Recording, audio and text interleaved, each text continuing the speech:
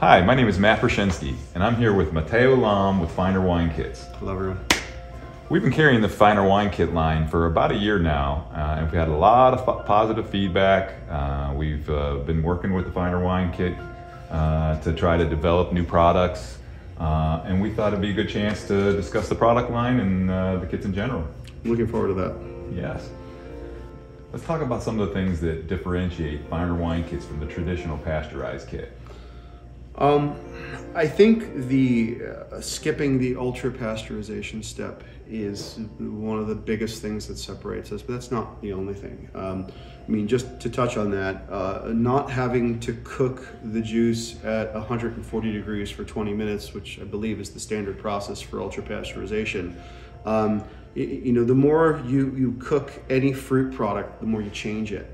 And granted, you know, our concentrates are still going through a flash evaporation process, which is a form of pasteurization, but it only happens for like a minute or two. And its purpose is really just to get the water out. So, you know, you maintain a lot more of the integrity of the grape. And because we use refrigeration, we don't have to do that other step. So I think there's an integral aspect of our materials that sets us apart.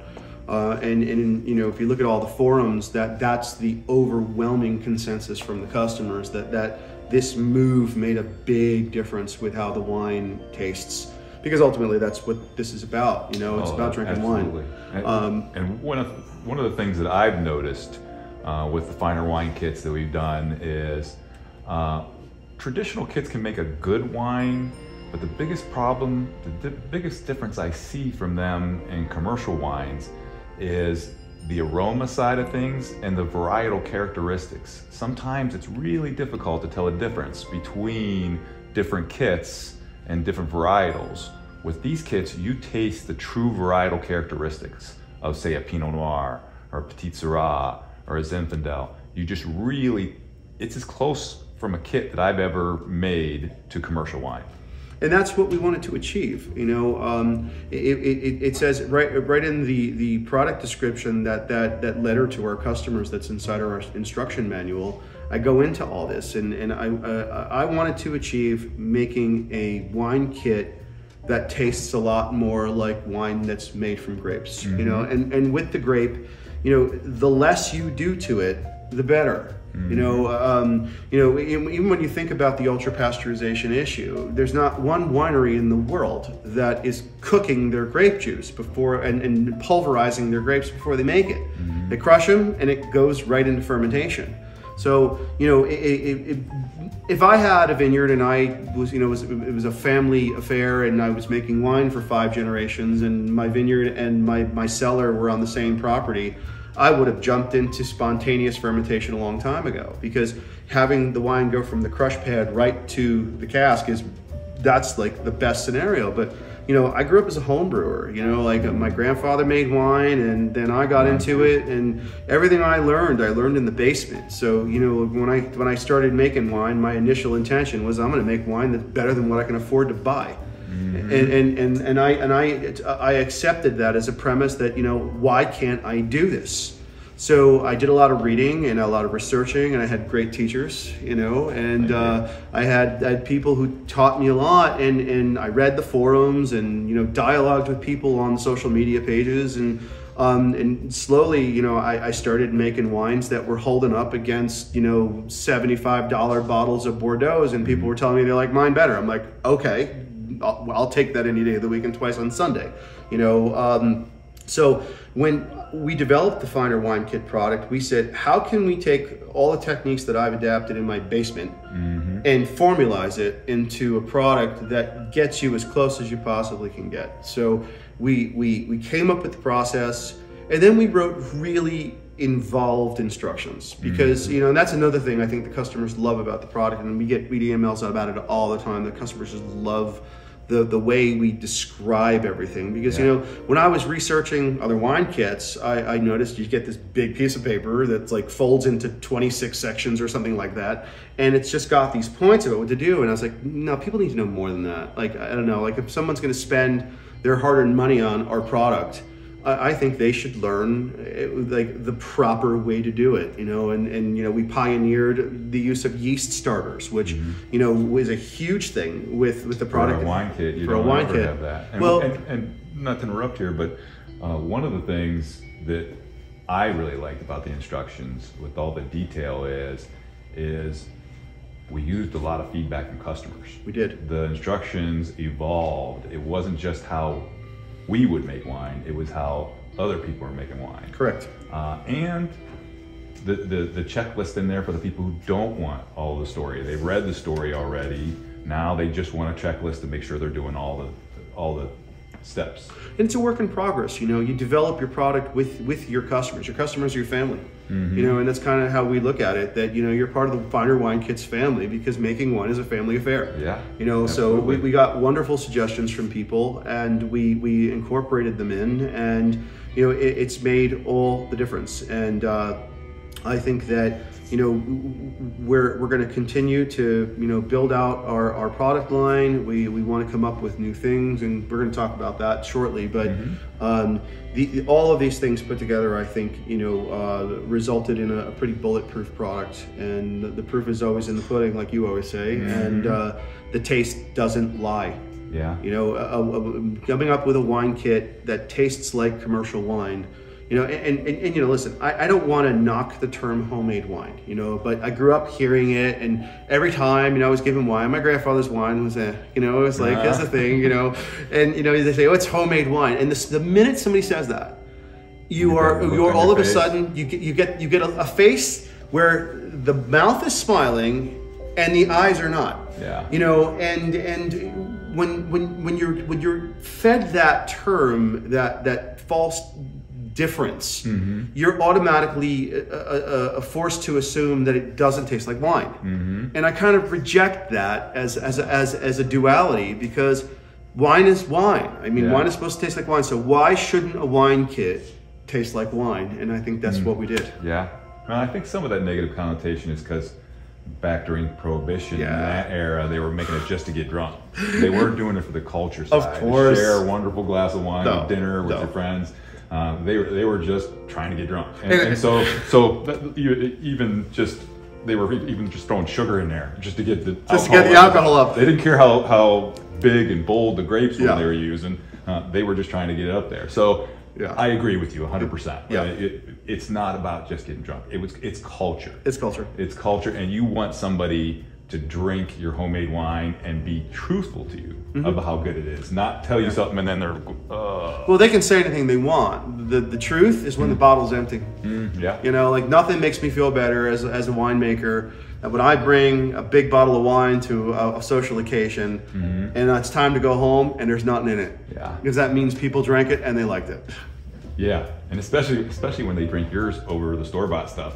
I've had that happen, and you know, it's like one of those like we're having some kind of average commercial wines there, and they're hovering around your bottles. That's a good feeling. Best feeling ever, you know. And you know, like, listen, we're home brewers. Our customers are home brewers. We do this because we love it. Yeah. We do it because it's something it's part of our culture. It's part of our social life. You know, and to share that with people, it's a very gratifying thing where you take something that you put your heart and soul in, and all your hard-earned time and money, and you come up with something that you're proud of. And I don't think there's anything better than that. Yeah. Well, let's talk about the three current series of the Finer Wine Kits. Sure. Starting with the Frutta series. The Frutta series is our newest. We've only got 2 right now, but that's about to change. We got some experiments going with some other fruits. The fruits, it's going to take a little longer, I think, for the Frutta series to grow, because you know, when you're working with red wine tends to behave the same way. But when you're talking about different fruits, you have different acidities. There's a whole bunch of different things that happen, and different flavor profiles. Totally different flavor profiles. The way that they're set up. They're recommended to be at least a semi-sweet because they're fruit wines. That's correct. But some people like them sweet. Yeah. And so they're able to adjust it to their actual exact flavor profile rather than just a generic, it's going to be this. Yes. Well, the thing I'm most excited about with the Frutta series is that it seems to be the first fruit wine kit of its kind and that no one has really come out with a strawberry wine or a blackberry wine that is going to ferment to 12.5% ABV. And you're not going to have to add additional concentrates to it, because I mean, when I was researching this, I found that a lot of people do that. They'll buy like, you know, a simple little kit with 6.5% alcohol, and then they'll spike it with grape concentrate to get it up. Or if they're going to be cheap, they're going to throw in 5 pounds of sugar. They're going to do that. They're getting half their alcohol from something that doesn't have any flavor. So exactly. There's no mouthfeel to complement the alcohol content. Correct. We call it, it tastes hot. It's hot. It just burns. Because it's alcohol and water with a little bit of fruit flavor. Exactly. So we wanted to make a fruit wine that doesn't taste like that. Where, you know, when, you know, you drink a strawberry wine and it feels like an explosion in your nose and your mouth, and that's what it should taste like. And the thing is that I think that, you know, with any fruits that are not grapes, the grape is the king of fermented fruit, because it basically comes pre-engineered from nature. You know, when you're going to make a strawberry wine, you're going to make a blackberry wine, if you're going to do it from real fruit, there's a lot of manipulation you have to do it, because the acidity is a little weird. Sometimes, like a blackberry wine can be flabby. You can get blackberries a lot that have very low acidity, so you got to mess with them. The sugar content has to be bought up, so you're still adding that sugar to it. So why not come up with a kit with concentrates that actually give you the flavor, give you that nice big mouthfeel, and give you that nice alcohol content where you really can feel like you're drinking something. Because I mean, yes, it's a fruit wine, but it's still wine. So, you know, and all of the fruit wine kits that are out there are ultra pasteurized. This isn't. So we're still continuing with the same model that we've had for all of the other kits. That we're going to continue with this. And the initial trials that we did of them, like the tasters that we used, were just, they couldn't believe that they were fruit wines. And it's absolutely like when you try our strawberry wine, after having dinner and you're getting on to dessert, you don't want to continue drinking a Cab Sauv. You want to drink something sweet that's, it's like somewhere, it's fruity, and it's somewhere in between like a wine cooler and a low alcohol level liqueur. It's got punch to it, and it really complements the food that you're eating, but it's wine. And wine typically is 12% alcohol by volume or more. That's where it's supposed to be. So the original Finer Wine Kit series was moved into now called the Tavola series, so that it can make way for the Forte series. Can you just give us a little bit of insight to what's the Tavola series and how is it different than the Forte series? The Tavola series was the first line we came out with, the very first, you know, offering of kits that were, I think, all reds actually in the beginning, and we didn't even come in with the whites until later. The Tavola series was our hello to everyone. But when we started to think about how to do bigger bodied wines, we needed a way to distinguish one from the other. So we decided to take the lines and name them. So kind of where we could characterize them. And what was interesting is when, you know, when we introduced the Forte series, which I'll get more into detail about in a minute, the Tavola series, it's lower ABV. And even though the Forte series is available, we're actually seeing that there are people who are still buying the Tavola Reds, even though the Fortes are available. I think they like the flexibility. Correct. Of the Tavola series. And that's exactly what I think it is. And it's also the fact that some people don't want to wait a year to drink their wines. And the Tavola series gives you the opportunity to make it without skins if you want something that's lighter bodied. You can get a single skin pack with it. You can get a double skin pack with it. And some people don't like 14% ABV wine. They don't like it. You know, and a wine that's that big, which we'll talk about with the Forte series, needs other things. So I think the Tavola gives the customer the flexibility to make a wine that's maybe a little bit more adjustable to their preferences, and you know, be able to drink their wine in 6 months. So that's where the Tavola series is, and I'm actually very pleased that, you know, it's still holding up very, very well, even though the Forte series has been the big bomb, in a good way. And we've gotten a ton of positive feedback from the Tavola series, whereas the Forte series is so new that feedback has been great, but they all have been so young. Yeah, they haven't been able to hit the year. Yeah. And the Tavola series, it's already hit in 6 months, and people are drinking them now. They're actually drinking them and saying, "Okay, it's finished now." Yeah, I think that, and that might be one of the things that's spurring along the Tavola series too, because there's just like we finally have hit the point where there's that customer feedback. Yeah, and if you're like, I just opened my Super Tuscan and it's amazing. Like, and I just ordered another one. And I just ordered another because I want to get one in there before the because and just I'm going to assure all you guys that are watching this that comment on the forums. I read everything you write about founder wine kits, and I like to jump in because I'm a geek. Sorry, I'm a geek, and I like to talk wine with people because that's what I do, and that's what you and I did forever. He is a sponge. He is a sponge. So but I read what you write, and I take your suggestions into consideration, and I've even done instructional updates based upon the things that you've said. So but the Tavola series was a huge success, and then that brought us to the Forte series, which I think is going to go over the top. Since you're asking me about innovations with the series, my back-patting moment with the Forte series is the addition of seeds. Oh yes, Matteo is kind of OCD like me about detail, and he actually counted the seeds that came in a seeds pack, in a skins pack. I figured it out. And he figured out how many there should be in there. And you lose some of the seeds during the process, the production process of extracting the juices. And so he located seeds so that we can add seeds back in. Now, seeds get a bad name. Just because a lot of people will crush them and break them open, and you get some of the bad flavors inside of them. But they add good tannins that we need in our wine, and they add complexity to that tannin level. You get tannins from the skins, the seeds, and the stems, and each of them is giving you a little different component of that. And so it is very, very different.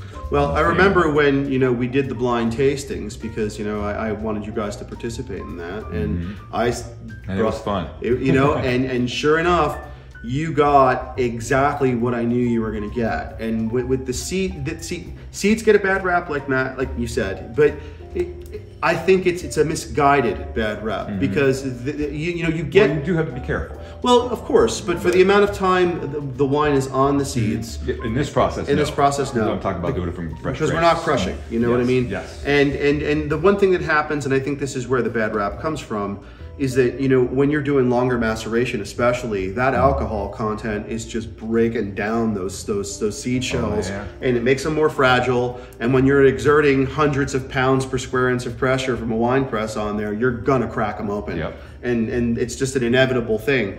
But what we did here, we figured out the right quantity that actually gave you the best characteristics. And what we found with adding the seeds is it really completed the flavor of the wine, where you've got that nice back end in the throat, because the skin tannins will give you that mouthfeel. But I find with just skins, it's short. It's a short taste. And that's what I have found from just about every kit wine I've ever drank that is just skins and juice, because there's been this disregard for the seeds. And I see with the Tavola series, they don't come with the seeds because it's a lower ABV. It's not less body. You don't necessarily need more tannins to complement the body. You need the tannins for the body. So I thought that this would be a really interesting addition. And the seed profile has made the Forte series the only wine kit on the market that has a seed pack. So I'm really proud of that. And they automatically come with the double skins. They have higher bricks. They have higher. The acidity is a little bit more punchy. So all of those different factors together, it does produce a different wine. But this is for a winemaker that's got patience, and if you want to wait that year to drink it, I mean, and honestly, I think the Forte series will probably be best 12 to 18 months. Yeah. I think drinking it before that is premature, because you just got to let those tastes calm down to get what's underneath it. Well, I think one of the things, when you become a winemaker, it becomes a passion for most people. Some people, they make one batch and they're done, but most people that stick with it are going to know that they get a better product with longer time. And granted, they could do the Tavola that they could drink quicker if they're running out of wine, which a lot of us do with work and family. And then they can also do stuff that they know is going to take longer and they don't have to touch it. And not for nothing, I'm seeing that customers are buying both Fortes and Tavolas for exactly that reason. You want to make a wine, you're low, so you make a Tavola that's got a single skin pack that's ready to drink in 4 months. You make those, and then you make your better series, and you don't just want to pop one of those open. You want to have a nice dinner with it. Like if you're going to have one of our Forte cabs. And incidentally, Forte in Italiano means strong. It's true to its name. You want to pair that with something. So that's not something you just want to pop open and drink indiscriminately. So you're going to make those, and you're going to drink them when it counts. Sometimes. I was gonna clarify that because I'm a foodie. My wife and I are foodies. And so every food we eat, we try to pair something different that we think is going to complement it better. So that point is valid. On the Forte cab sauv, I do a New York strip steak on the grill with some grilled asparagus and jalapeno. Without a doubt. But I still love a really good, strong, big red wine after I get the kids in bed. Please. So it's not just about the food. Yeah, get in line, man. So we're excited. We've got some other things cooking. We've got 2 potential new ideas that I'm not going to tell you about yet. But there's 2 new things coming, and there might even be something on the horizon that might even be bigger than the Forte. And when that happens, we'll tell you if it happens. It's experimental, and we've got some other things coming out, but we want to offer you, our customers, as much variety as we can. And developing products takes time. I know you guys want more stuff, but you've got to test stuff before you sell it. And even our whites are taking a little bit more time. And because there's just extra things to do. It's different fruit; it behaves differently. So it's a process and it's ongoing, and you come up with a product and it's just constant problem solving, and I think we've done a good job at working with that, because at the end of the day, people deserve to drink good wine, and why shouldn't they? Well, speaking of good wine, why don't we get into the individual wines here and talk about them and do a little drink? I think I could use a drink. Thank you. Yes. Let's do some samples and talk about them. All right, so what we're going to try here now is the Frutta Strawberry. Oh, those aromas. It's a big strawberry. Yeah, holy mackerel. It's a tangy big strawberry. And that's what it's supposed to taste like. Wow. You can actually smell the seeds in that. Yeah. This reminds me, when I was a kid, I grew up on a farm, and we used to go out in the fields and pick the wild strawberries, and my grandma would make strawberry jam out of them. Yeah. And it's got that real strawberry flavor to it. You know what, I've always been a big fruit eater, and it's like with oranges, I'm a blood orange eater, because they have 3 times the amount of fruit acid in them. And you eat a blood orange and you get that sweet, but you get that nice big tart bite to it, and that's what I get from this. It's got both, and it completes the picture. Yeah. Nice. Yeah. So these will ferment to 12.5% ABV. You can drink them straight. You can drink them cold. Some people will like to mix this with seltzer and ice and make like a wine cooler drink out of it. I'm sure you probably can put this inside of a soda stream machine and do something like that. Yeah. So these are versatile wines that I think that people are going to have a lot of choices with drinking. And ready really young. Well, yeah, any fruit wines, 8 weeks. It doesn't take that long to soften. There's not a whole lot of tannins. You get a little bit of tannins. Very little. Very little. This is ready. When it's ready to bottle, you can start drinking it. Yeah. I agree. Yeah. Nice. All right. So this is the Frutta series Blueberry. It's amazing the aromas in these Frutta series. Yep. Fruit wines. Fruit wines taste like the fruit that they come from. Yeah. When you drink grape wine, you're picking out all this other stuff, but a blueberry wine should taste like blueberries. Yeah. And this absolutely has that. And it follows suit with the other with the other varietals that are available. It's sweet, it's big, it's bold, it's acidy, and it's a full mouth experience. So I'm very pleased with how these turned out. You can definitely taste blueberries there. And it tastes like fresh fruit. Nice. Yes. So now let's try the Frutta series Blackberry.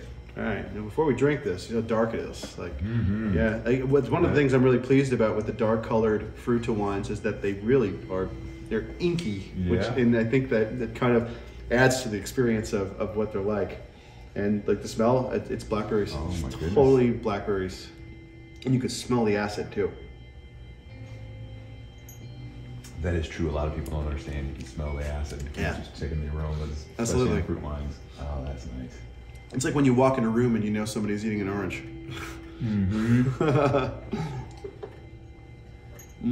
One of the things that I find most impressive with all of these Frutta series is the mouthfeel. Yeah. On most of the fruit wine kits that are out there, they tend to be a little thin. They don't last on your tongue after you swallow. Yeah. And that, after you swallow, you can still taste it on your tongue for 30 seconds. Yeah. Oh yeah. Well, I mean, and also you want to make something that's got punch and kick to it, and make it punchy enough where if people want to put ice in it, it still can hold its own. Because if it's flabby from the get-go, it's going to taste like a drink after ice has been sitting in it for an hour.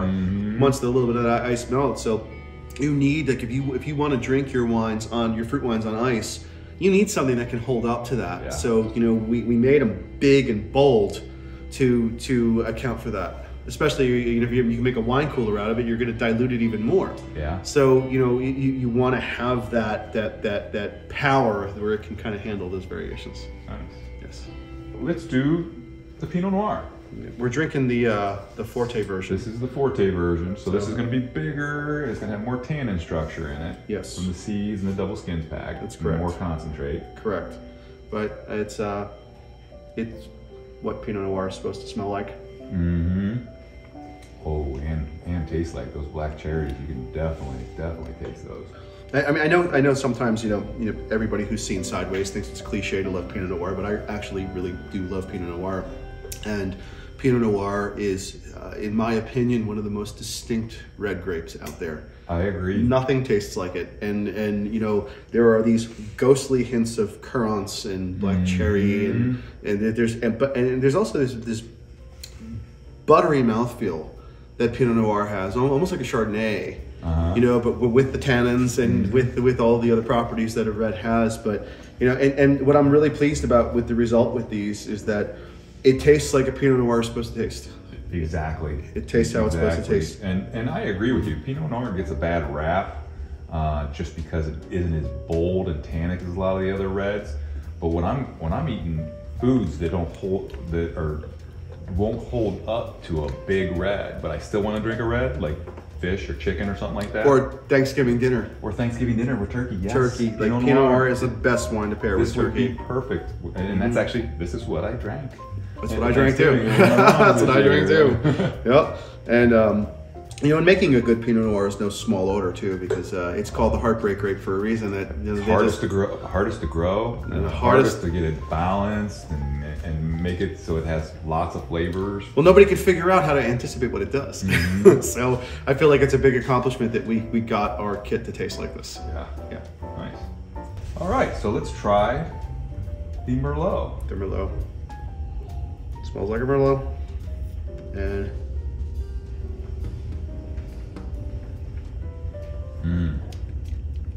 you know, Merlot is another wine that gets a bad rap.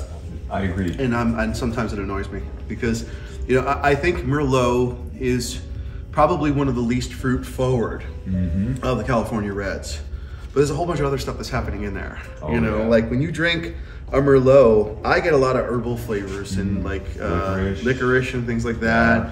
And they're subtle. We talked about Sideways with the Pinot Noir because the Merlot joke is the thing, but I actually think that overlooking Merlot is a huge mistake because there are just varietals out there that are just banging good. Oh yeah. And this really is what a Merlot is supposed to taste like. Like what do you think a Merlot should be paired with? What do you think? You know, I would say lamb would be a good one. Yeah. Veal. Those types of meats. Not real light, but not crazy heavy. Well, because Merlot is generally a lighter wine too, and I think that's why it's used so much as a blending grape also, because when you take Cab or any other big red and you add this to it, that's going to dominate the flavor profile, but this is going to give a whole bunch of other stuff. More complexity that you don't get. I throw Merlot and Sangiovese in most of my blends. Yep. I love what they do. Absolutely. So I think this is very, very, very characteristic of what a Merlot should taste like, and I'm really pleased with the results. I'm pleased with the aromas. Yeah. So authentic to a Merlot. Absolutely. Yeah. I'm pleased. All right. Good. All right, so this is the Bordeaux, which is a beautiful blend. It's one of my favorites in the line. Bordeaux, Super Tuscans, and Meritages, and the Rhone. Well, we had to get a little creative with this Bordeaux because, you know, the traditional blend of a Bordeaux is Cab Sauvignon, Merlot, and Cabernet Franc. And Cabernet Franc is really added for color, and it's impossible to get. So we had to get creative, and we decided to make it a 4-component wine where it is Cab Sauvignon, Merlot, Syrah, and Petite Shiraz. So you get all of those different things in there. And the Petite Shiraz, I think, is the lowest percentage of any of the ones that we use, because Petite Shiraz is an animal. Yeah, don't let the, we'll talk about that a little later. Don't let Petite fool you on Petite Shiraz. But you know, the thing about a Bordeaux is, you know, I mean, my home with wine is, I've always been an Italian wine drinker, but as I got older, I really started to get into the French Bordeaux. And, you know, like, I think some people get scared away from them because of the Merlot thing. But the thing about Bordeaux and the cost, because they're expensive, but I've never had a wine surprise me the way a Bordeaux can. Yeah. I've never tasted so much variety in one genre of wine as I have with a Bordeaux. Yeah. You know, because you can open a Bordeaux and you can get really, really herbaceous wines. You can get crazy fruit-forward wines. And this has like both, this has something of both of those, which I'm really happy about. So I think that what we figured out to do in the absence of Cabernet Franc, it worked. Well, the sheer complexity of it. Yeah. The black peppers, the fruit forwardness, the dark fruit plums. It's got that really nice fruit forward bite, but I'm even tasting things like, there's even like hints of chocolate and coffee in there too. Coffee, I definitely was picking up on the coffee. And that's totally a Bordeaux thing. You know, that's a taste I've gotten from a number of different bottles. So, yeah. But I think this is it's funny. I haven't drank coffee in 35 years, but the flavor of that component in it really adds the complexity. I completely agree with you. Yeah, I'm really proud of this one, and you know, in the Forte series, it's just a knockout. Yeah. Okay, so let's do the Petite Shiraz. Now, do not let petite fool you. Petite means the size of the grape, which means it's super concentrated in tannins and flavonoids. So Petite Shiraz is way bigger, bolder, and tannic than a Syrah. I think you're absolutely. And the same for a Petite Verdot. There's not a Verdot, but Petite Verdot is a wonderful grape. It's just, but anyway, back to the wine. Yeah. Petite Shiraz is not for the faint of heart. It's really got, like, the smell of it has really got some character to it, and when you drink it, it's so chewy and tannic, and sits on your mouth, the mouthfeel, and I feel it right on the back of my tongue, where it just goes right down my throat. And it's strange because there's this chewy ripe fruit thing going on in there, but it's astringent and it's earthy. It's earthy. The black pepper on the back end. I get iron in this, man. Like an irony kind of metal taste in this. It's cool. I like it. Actually, it's an interesting characteristic. And the fruit I get from this, I don't know. It's I think the fruits that I get from Petite Shiraz it's almost like, I think it's blackberry, blueberry, like that's kind of what I get from this. Yeah, it's what I get from a hint of black cherry in there too. There is a hint of black cherry, and there's the licorice thing too. But you know, well, that comes with the earthy flavors of a Petite Shiraz. And you know, and you can get this in a Tavola or a Forte, but in the Forte, you know, you're getting that double skin pack, you're getting the high alcohol content. Minimum a year. I mean, I would say so. Yeah. This is. I'd like to see 18 months. Yeah, for the patient. Yeah. At least save one bottle. Yes. Save one bottle. Save one bottle. You'll never drink it. And then you'll regret that you didn't wait. You know. So no, but this is definitely this is one that's got the customers really like this because it's not a wine you find very often either. It's not like in the big cajour of like of reds that you typically would find in crazy amounts of variety in a liquor store. Like Petite Shiraz, you'll find it, but not as commonly. So it's because the negative connotation saying petite. They think it's small. It's bigger than a Shiraz. Very much so. So now let's try the Shiraz. Spicy, spicy, spicy. Oh my, the peppers. Aromas. You can definitely smell the peppers in that. And the acidity. Again, now do you taste that little thing in the back? That little kind of mushroomy kind of thing back there? It's like right in the back of your throat. Ooh, a little bit. That's the truffle taste. And okay. I always get that from Syrah whenever I never drink understood that when I read all the marketing stuff on a Syrah. Yeah, that's it. You know, and I love mushrooms. And that's the thing about it, I think, that makes a Syrah and a Rhone, because we have a Rhone style kit also, which is Syrah is the main component of it. You know, the Syrah has a really interesting harmony of peppery spiciness, fruit, but also like fungi, like mushrooms and truffles. Like you get, it's an interesting blend of all three of those things. So there's this brown earthy kind of thing that goes on with a Syrah that you just will not taste with a Cab. Yeah. So I'm getting a little plum on the front end on that. Yeah. Yeah. Nice. But I'm That's pretty bold for a Syrah. It is bold for a Syrah, but it tastes like that's because it's from the Forte series. This is a Forte Syrah, and like as we're going through these, we're seeing that they taste like the varietals that they are, and that's what it should taste like. Yeah. Yeah. Nice. Good. This is fucking good shit, dude. Salud. Fuck you. Salud. Oh my god. Oops. No, it's all right. He'll pick it up. So let's get to the Sangiovese. This is one of my favorite blending grapes. You took the words right out of my mouth. Yeah, it works so well with so many different blends. Oh my goodness, nice aromas. See, Sangiovese for me is up there with Pinot Noir in terms of its distinctiveness. But with Sangiovese, the one thing about Sangiovese, and this gets this, is the damn color. Is Sangiovese has, well, it's the name, and I wrote about this. People think Sangiovese is like some San Gennaro or some Italian Christian name, but it predates Christian Italy by hundreds of years. I mean, the original reference to it, I think, is the 2nd century BC. And Sangiovese is an abbreviation of Sanguis Jovis, which means blood of Jupiter in Latin. So the color of the wine actually influenced what they called it. So, but it was cultivated by the Romans hundreds of years before.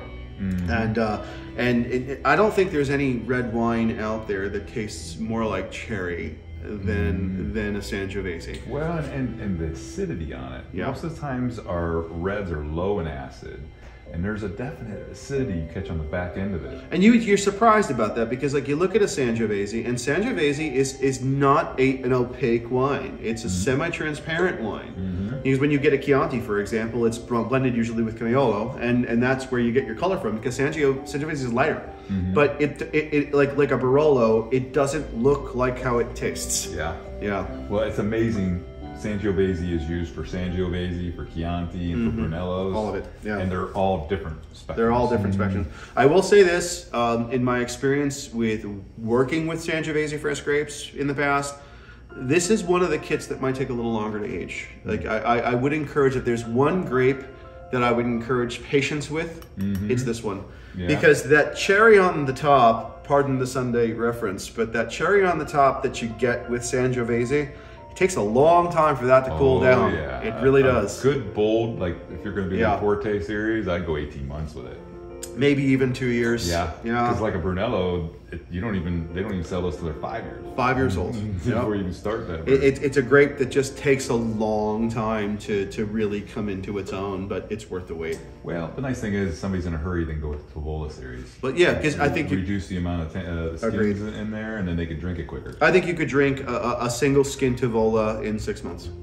Yeah, you could. Yeah. But when you throw those skins in there, you throw the seeds in there, you're really ramping up the chemistry, and it's going to take a lot longer. Yeah. Nice. Good. So now we're going to do the Super Tuscan. My personal favorite blend. Yeah, mine too. We've been doing it in my family for 6 generations. The Cab, the Merlot, and the Sangiovese really go well together. Now with the non-availability of Sangiovese, it's been a rough year, and so we made a decision with some tests, and we found that Syrah was a worthwhile substitute. Yes. Because Syrah has that pepperiness that you get from Sangiovese, but it's also got that cherry fruit thing going. So it's a Sangiovese. It's a Super Tuscan style wine, but when we tested it worked. So we're very, very forthcoming about the fact that this is a Super Tuscan style without Sangiovese. Yeah. But it is what it is. Hopefully next year we'll be able to return to the original recipe. But like with all Finer Wine Kits products, it's an agricultural product. We're a lot closer to the vineyard than other wine kit manufacturers, and we have to deal with limitations and seasonal issues, and there are going to be kits that are going to be only available certain times of the year. So that you're going to get something different all the time, and and there's a great story, by the way, behind the Super Tuscan that a lot of people don't know. And when I heard about it, I was so fascinated by it. Wow. That is complex. Italy has, and before I even go into this, Italy is where the Super Tuscan comes. We call this the Super Tuscan style because it's California grapes and it's the varietals. It's the varietals. People don't know that. Super Tuscan is not just the type of grape, but where it comes from. Well, in Italy, and I'm also Italian, we have really rigid rules about what you can grow where, what you can call things, and we have all of these like label distinctions like ITG and DOCG, and to call something a DOCG means that you are not allowed to blend certain things together, you're not allowed to grow certain types of grapes in certain fields. It's really, really neurotic. So you had a bunch of winemakers in the 70s who were like, well, we don't care, and we want to do our own thing and do something original. You know what? Screw you. We'll take our ITG table wine rating, because no one in the States is going to know what that is anyway. Give us your little stamp of approval, and we're just going to make something interesting and market it well. And these winemakers in the 70s came out with a whole new varietal of wine that nobody had before, because they grew Merlot, they grew Cabernet Sauvignon, and created something fabulous. And that's where the Super Tuscan varietal comes from. It's kind of ironic that they're so OCD about that nomenclature. Because my great-grandfather didn't even use cultured yeast in his wine. I know, same here. Just he throw it in a bucket and just wait. Throw it in a barrel, and he would just let the bacteria that was on the fruit ferment it. It's hilarious that they're so OCD about that. But this really, for complexity-wise, this is amazing. Oh yeah, it's fabulous. I'm thoroughly happy with the result of this. The color's right too, because this is what a Super Tuscan's supposed to look like. Yep.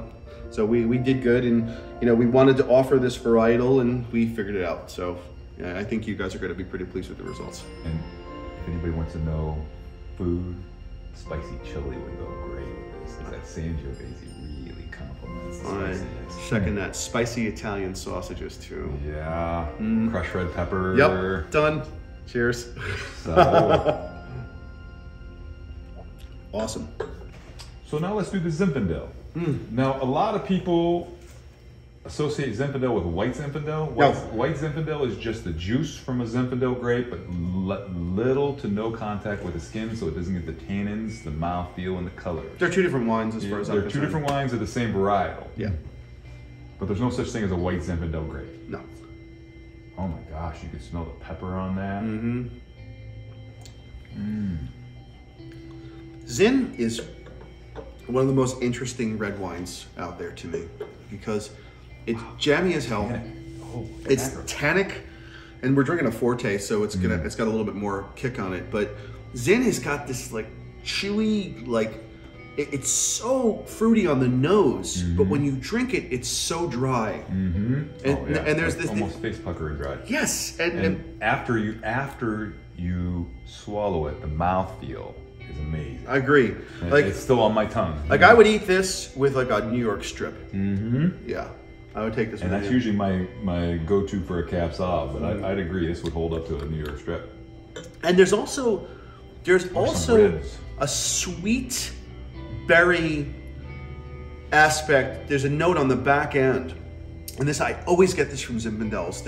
It's dry here, but back here there's something that there's a sweet something that's almost a caramelized kind of taste that it has, and I've never tasted it in any other varietal except Zinfandel. You know, it's almost a hint of raisins. Yes. You get from an Amarone. Almost. A rich, dark fruit that's really, really ripe. Agree with you. Yes, but it's weird because it's so dry. It's so dry on the front end, and you get that on the back end. So for a single varietal, yeah, that's pretty complex. Yeah, it's not quite as big as Cab or Petite Shiraz, but it's up there. I'm getting a little black cherry with that too. I can see that. You know what? Yeah, you're right. But it's in the back of your throat. It's not on the front. It's back there. Finish for sure. But the fact that we got a kit to taste like that is something I'm happy about. Something to be proud about. Yes, definitely proud. So yes, so that's our Zinfandel. Okay, so let's do the Cabernet Sauvignon. The king of reds. This is the king of reds. And what most people don't know about Cabernet Sauvignon is that one of its parents is a white grape. And a lot of people don't know that. No, Sauvignon Blanc. Oh, okay. Cabernet Sauvignon is a combination of Cab Franc and Sauvignon Blanc. Oh, okay. And it's very interesting that Cab can get so dark and inky and yet maintain some of those citrusy characteristics that you almost get from white wines. But Cab Sauv is, and it's one of the hardiest, like toughest grapes out there. Oh wow, that's tannic. Black pepper, leather. Oh my God. You know, there's a taste that Cabernet has, and I almost can't even describe what it is. I just know that Cabernet tastes like that, and I don't taste it in anything else. And that's why it makes it such a good blending grape. Yep, it just Cabernet Sauvignon is, and it's you know, and gratefully, it is a grape that does just as well in the U.S. as it does in France. What I find interesting is that when you look at a map and compare the Bordeaux region to California, where Napa, Lodi, Sonoma, basically you find the dynamic of this of a landmass on the Pacific versus a landmass on the Atlantic. So it's so similar in terms of its geographic proximity to a major body of water.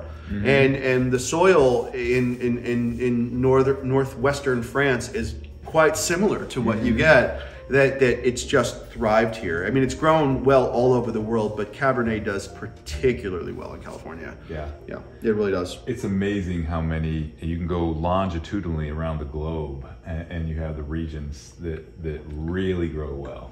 Yeah, there's just isn't the mouthfeel amazing? Oh my God, it's lovely. And that this is a wine kit is pretty cool. Well, I'll tell you what, being an Italian, and being partial to Super Tuscans, that's my second favorite so far out of the finer wine kits. But the Cab Sauv. Cab Sauv's great. It's got all. You know, in all my years, the mouthfeel is just amazing. In my years of just making wine at home in my basement every year, like I've made a bunch of different stuff. I always make a Cab. Yeah. Always. Me too. Because you know what, you just can't go wrong with Cab. Well, you can go wrong. Well, yeah, but you don't get high quality. Well, yeah. If you skimp on the quality of it, well, you can get an average. You can get an average Cab. You get an average. But yeah, I'm a strip steak fiend. This right here, with a strip steak on the grill and some grilled asparagus. Leave it alone. Fabulous. Now I'm very, very, very, very happy with this Cab Sauv. Salute. Okay, so let's take a look at the Moscato. Napoli. Yep.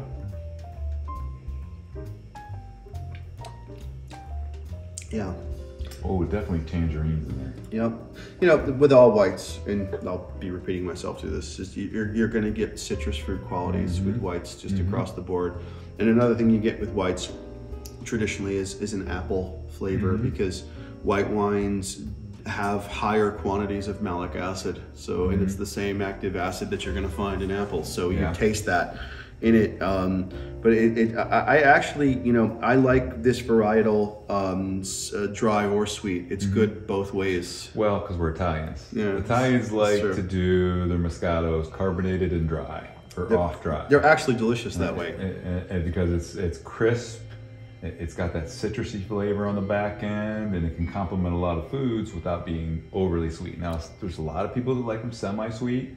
Yep. But the majority of them are making them sweet. Yeah. Well, but what's interesting about Moscato, though, is that you can sweeten it and it still keeps its characteristics, and not really many other whites can do that the same way. And, absolutely. And it's an ancient grape. I mean, it's from the Middle East, and you know, then the Italians and the Spanish, I think, grew it a lot, and then it made it to California. So, you know, certain grapes just thrive in other parts of the world, and this is definitely one of them.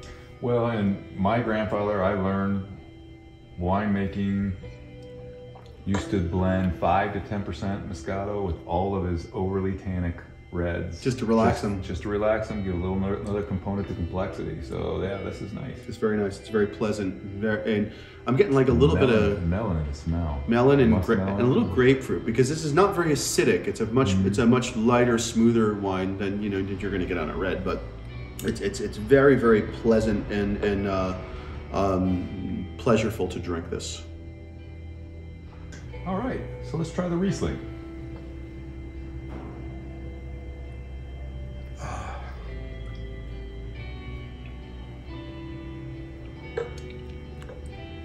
It has what a Riesling always has. Yeah, pineapple flavor. Pineapple, and it's got that little bitey thing that goes on with the tongue. There's almost a slight, it almost could be taken like a slight hint of carbonation, but pineapple has this way of like kind of gnawing at the flesh in your mouth. Oh yeah. Excuse me. And it has that, but it's got this nice, gentle, smooth flavor to it also, which is pretty characteristic of a Riesling. And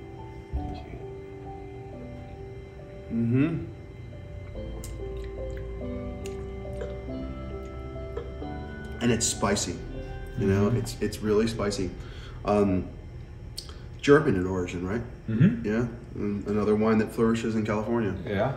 You know, the one thing that really I like about a Riesling, I'm more of a red wine fan, but the whites, the Riesling's pretty versatile in that you can make it off dry, you can make it semi-sweet, and you can make it sweet. So you can hit everybody's flavor profile. That's absolutely right.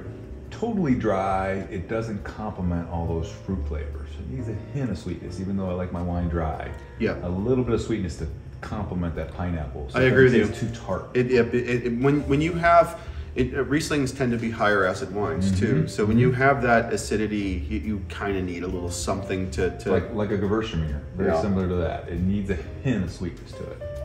I agree. But we, you know, yet another kit that tastes how it's supposed to taste. Yeah. True varietal. True varietal. So now we're going to try the Sauvignon Blanc.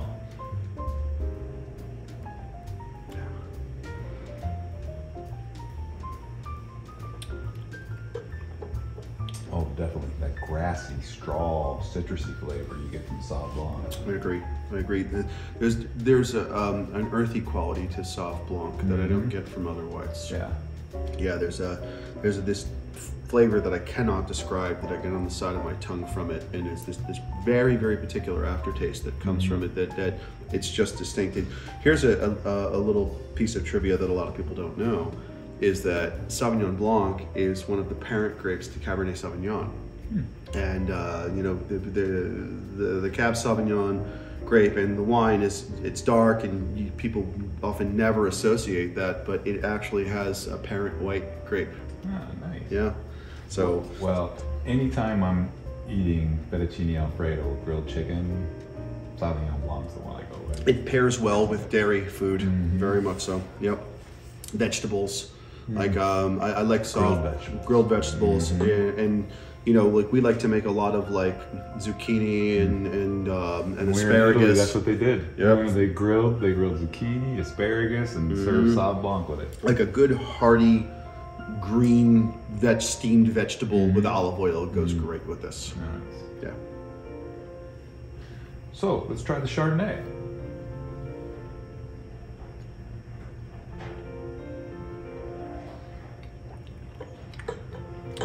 Butter. Butter, yeah. Butter.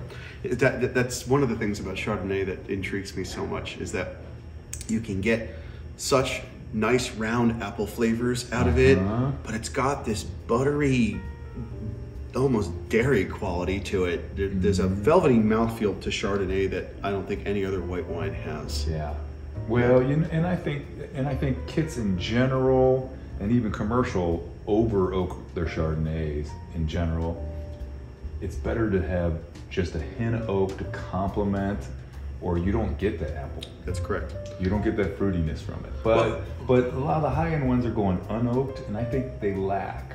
There's a sweet spot with Chardonnay, because when you oak, you're going to pick up nutty flavors, and when you have all that apple and that buttery quality, and then you contrast it with vanilla, which is characteristic of American oak. If it's too much, it just predominates everything. Yep, that's all you taste. It's like chewing sawdust, and you don't get the characteristics of the variety. Yeah, like whenever I've tasted wines, especially with Chardonnays particularly, when I get on the nose, if I get that strong punch of vanilla, I know it's over oaked, and to find that nice little balance, which is what we did, it seems to work. Yeah, I agree. Yes. Salud. Salud.